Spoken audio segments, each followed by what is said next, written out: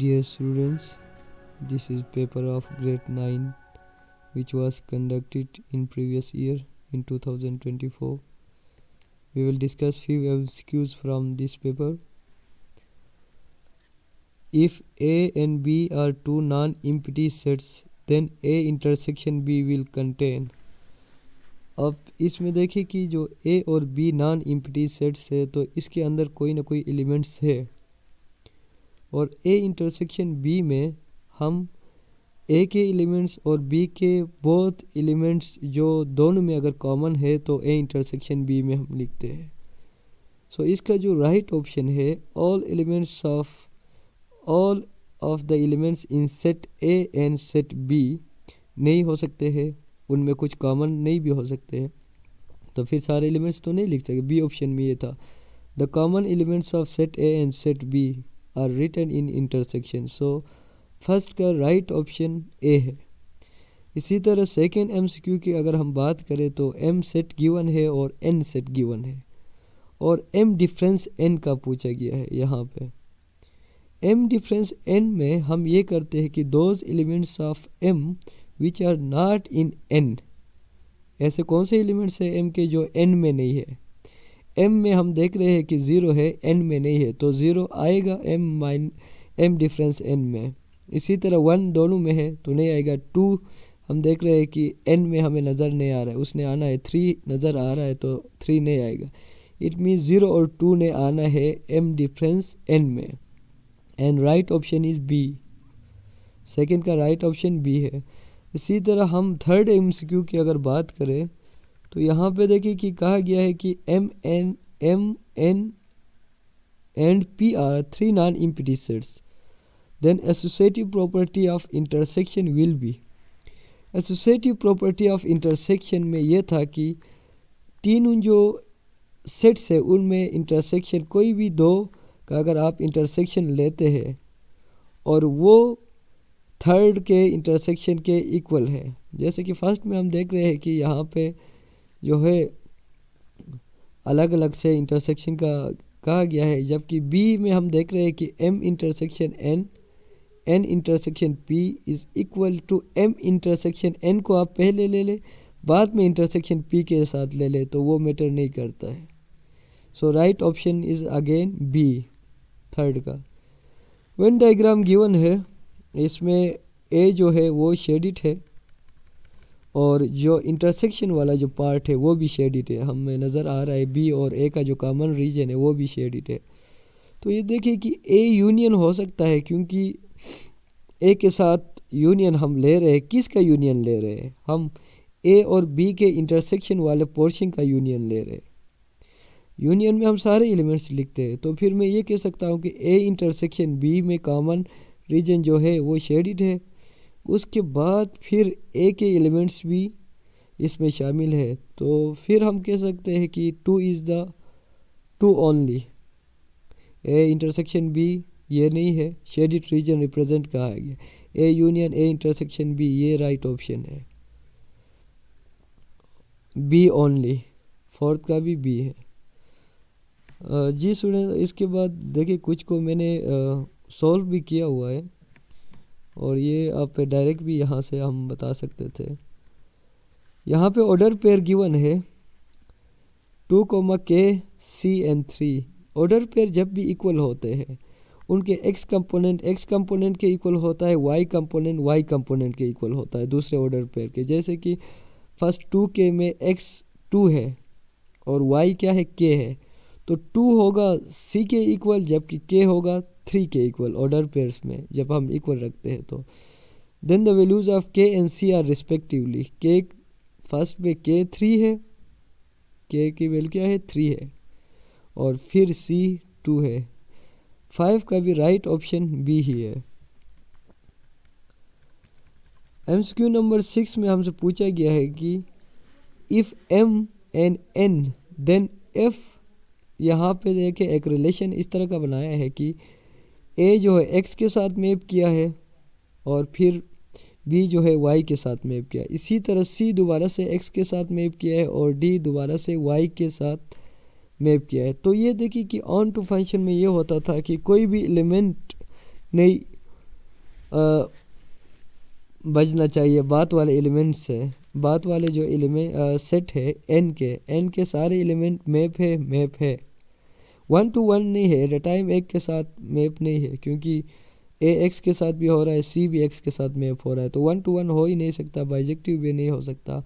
On to की definition में यह था कि एन के एलिमेंट्स सारे मैप होने चाहिए एम के साथ, सारे मैप है, so onto is the right option. Again B है इसका राइट ऑप्शन।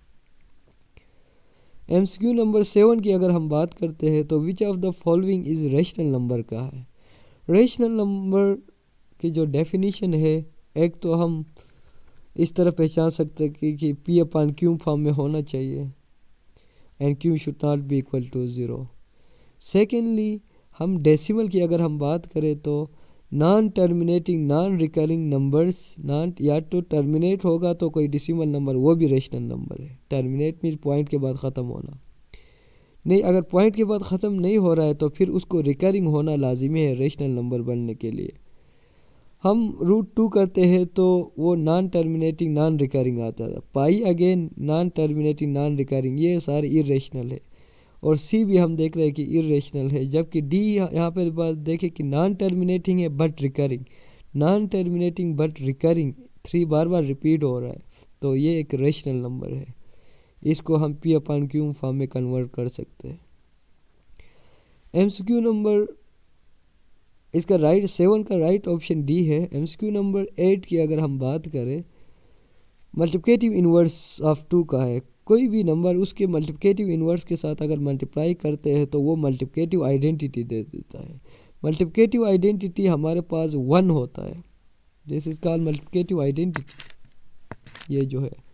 सो 2 को मैं 1/2 के साथ अगर मल्टीप्लाई करता हूँ तो मेरे पास 1 आता है। So 1/2 is the inverse of multiplicative inverse of 2। Right option C है 8 का। एमसीक्यू नंबर 9 में अगर हम बात करें, दो कम्प्लेक्स नंबर्स को इक्वल रखा गया है। कम्प्लेक्स नंबर इक्वल रखते हैं तो रियल पार्ट के इक्वल होता है, इमेजिनरी पार्ट के इक्वल होता है। राइट साइड पे हमारे पास 2 इमेजिनरी पार्ट है, जबकि लेफ्ट साइड पे a-3 हमारे पास इमेजिनरी पार्ट है। और इसमें हमसे वैल्यू पूछा गया था कि a क्या है, b3 तो है, a का पूछा था। तो फिर मैंने क्या किया है कि यहाँ से आइटम मैंने कॉमन लिया है, सो ये हमारे पास इमेजिनरी पार्ट है। इमेजिनरी पार्ट को इमेजिनरी पार्ट के इक्वल रख के 2 = a-3 रखा है, और ये 3 इधर आके 2 पे 8 हो गया, तो a क्या आ रहा है 5 आ रहा है। इसका राइट ऑप्शन हम देखते हैं तो D is the right option. MCQ number 9 का डी राइट ऑप्शन है। कम्प्लेक्स नंबर गिवन है और इक्वल टू कहा गया है। आइटा स्क्वायर की वैल्यू हमें पता है कि -1 है, उस -1 को अगर हम पुट करते हैं सो ये -2 बन जाता है। -2 + 3 करने से +1 आता है, सो +1 - 5 आइटा आता है, ये सिंप्लीफाई होके। इसका राइट ऑप्शन हम देखते हैं कि 1 - 5 आइटा कहाँ पे है। 1 - 5 आइटा एमसीक्यू नंबर 9 में है। सो आज के लिए इतना ही। मज़ीद हम एमसीक्यू डिस्कस करेंगे। बात वाले जो एमसीक्यूज़ है उस पे हमने सॉल्व करके काम करना है, क्योंकि अलजेब्रिक एक्सप्रेशन और फैक्टराइजेशन के एमसीक्यूज़ होंगे, सो ये हमें सॉल्व करने लाजिमी होंगे, क्योंकि लाजिमी उनको सॉल्व करके फिर हमने सोल्यूशन फाइंड आउट करना है। 1 एमसीक्यू हम डिस्कस करते हैं जिसमें a × 10 की power -2 = 0.0550, then a is equal to का है। ये जो 0.05 है इसको ऑर्डिनरी नोटेशन कहते हैं, साइंटिफिक नोटेशन नहीं, ऑर्डिनरी नोटेशन। ऑर्डिनरी नोटेशन में आप क्या करते हैं, इसको जब साइंटिफिक नोटेशन में लिखते हैं या स्टैंडर्ड फॉर्म में अगर आप लिखते हैं 10 की पावर में लिखते हैं, तो पॉइंट हमें नज़र आ रहा है कि 0 के बाद है। इसको अगर हम left first non zero number तक हमने इसको शिफ्ट करना है। फर्स्ट नॉन ज़ीरो नंबर 5 है, तो कितने डिजिट हमने इसको शिफ्ट करना होता है 2 डिजिट। तो 2 डिजिट जब हम इसको शिफ्ट करते हैं तो यहाँ पे पॉइंट इधर था, तो फिर इसको हम यहाँ पे जब राइट साइड अगर शिफ्ट करते हैं तो 10 की पावर में हम कितने डिजिट शिफ्ट कर रहे हैं, 2 डिजिट कर रहे हैं, तो 10 की पावर में -2 लिख रहे हैं। सो 5 मल्टीप्लाई 10 की पावर -2 है, तो पहले से उस साइड पे जो था a मल्टीप्लाई 10 की पावर -2 था। 10 की पावर -2 डिवाइड में किया 10 की पावर -2 के साथ 10 की पावर -2 से कैंसिल आउट हुआ। नहीं तो आप ऐसे भी कर सकते हैं, 10 की पावर -2 नीचे से ये -2 ऊपर आके +2 हो गया, तो 10 की पावर 0 हो गया, जो कि इक्वल टू 1 है। ये भी ठीक है, नहीं डायरेक्ट कैंसिल आउट करते तो तब भी ठीक है। तो यहाँ से हमारे पास आ जाता है a इक्वल टू 5। और इसमें हम राइट ऑप्शन अगर देखते हैं तो डी, इसमें डी राइट ऑप्शन है। MCQ नंबर 11 का डी राइट ऑप्शन है। The value of log 3 base 3 रखा है और 9 का हम log ले रहे हैं, इज़ इक्वल टू 9 को हम लिख सकते हैं, देखिए कि 3 की पावर 3 में, क्योंकि जब बेस अगर आप सेम रख के फिर उसी नंबर का अगर आप log रखते हैं तो फिर वो 1 के इक्वल आता है। 9 को मैंने 3 की पावर 2 रखा, फिर log में एक लॉ था कि जब भी पावर आ जाता है तो उसको आप सामने ला सकते हैं। और ये देखिए कि जिस log 3 और फिर दोबारा से log 3 का ही ले रहे हैं, सेम बेस रख के उसी नंबर का अगर आप log रखते हैं तो वो 1 के इक्वल आता है, 1 के इक्वल आ जाता है। सो 2 इंटू 1 करने से 2 आ जाता है। और इसमें हम राइट ऑप्शन देखते हैं 2। MCQ नंबर 12 का राइट ऑप्शन ए है। इसी तरह MCQ नंबर 13 की अगर हम बात करें तो दोनों साइड पे हमने log लेना है और इसको लिखना है। log लेने पे देखें कि एक की जो पावर में -3 है उसने अगेन पावर ने सामने आना है, -3 यहाँ पे आ गया, -3 log a अगेन 1 के इक्वल -3, दोनों साइड पे हमने log लिया था, इधर भी तो log है। So log base a x equal to -3। हम देखते हैं कि right option log a x -3 C option में है। MCQ नंबर 13 का राइट ऑप्शन सी है। 14 भी log से रिलेटेड ही है। इसमें आपने log के जो लॉज है देखिए कि उनको लिखना है। सबसे पहले पावर 1/2 है तो पावर 1/2 आपने सामने लाना है।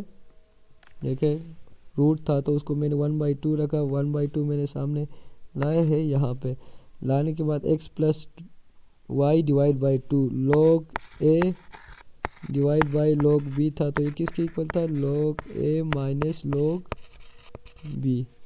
सो डिवाइड में है तो उसको हमने माइनस में रखा है। सो 1 डिवाइड बाई 2 तो पहले ही हमने लाया था।